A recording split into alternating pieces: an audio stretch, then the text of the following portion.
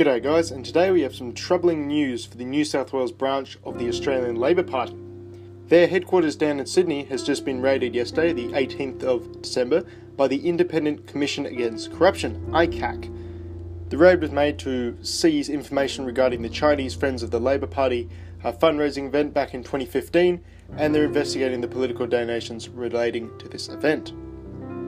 As some of you may know, the Australian Labor Party does have a all too friendly relationship with Chinese business figures. Sometimes we have last year a Labor Senator Sam Dastyari who had to resign over his links to a Chinese business figure, and as I've explained in previous videos, the majority of the Labor Party in Australia being socialists, well, they do have some sort of ideological linkage, some ideological similarity to the Chinese and their own Communist Party movement. Since Australia and China are such major trading partners, we give them a lot of raw materials as well as rare earth minerals, it stands to reason that perhaps the Chinese would want, to get their foot in the door in Australia and ensure they have sympathisers to make sure they get the best out of us.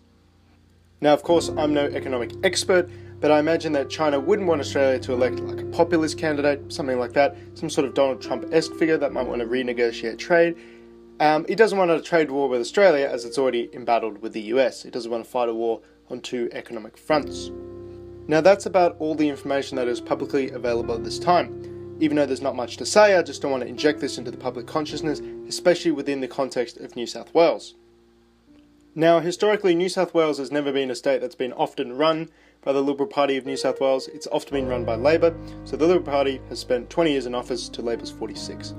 Something else to note is that the Liberal Party of Australia has never held the seat of New South Wales or the state of New South Wales for more than 2 terms. Currently, in this next 2019 state election, the Liberal Party will be looking to get elected for the 3rd time. If this happens, this will be a historic event, but they are currently very, very embattled.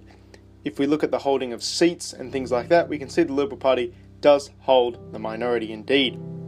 The propaganda cycle has also already begun, with many hit pieces being written about why the Liberal Party of Australia stands no chance in the New South Wales election. There is some kernel of truth to the propaganda, as there often is. From the 2011 to the 2015 period, we can see that the Liberal Party of New South Wales lost 14 seats within New South Wales, so they're on a downward trajectory.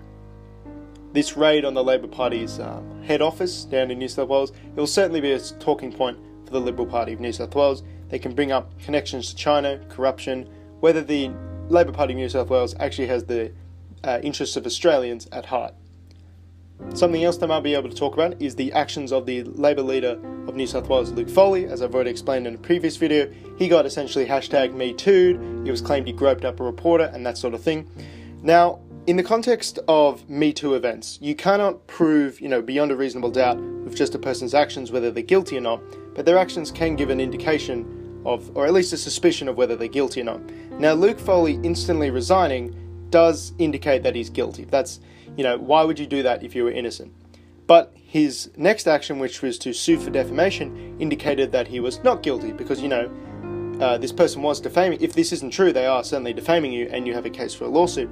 But as we can see now, Luke Foley has actually dropped legal action against the ABC reporter, and this indicates that he is guilty. It doesn't prove that he's guilty, but is certainly a guilty look because he does not believe, or his lawyers don't believe, that he actually has a case for defamation.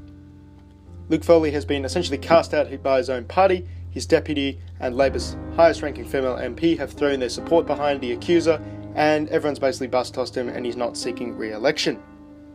As I've said before, this casts a shadow of doubt upon the Labor Party's pro-women stance, affirmative action, quotas, more women, that sort of bullshit.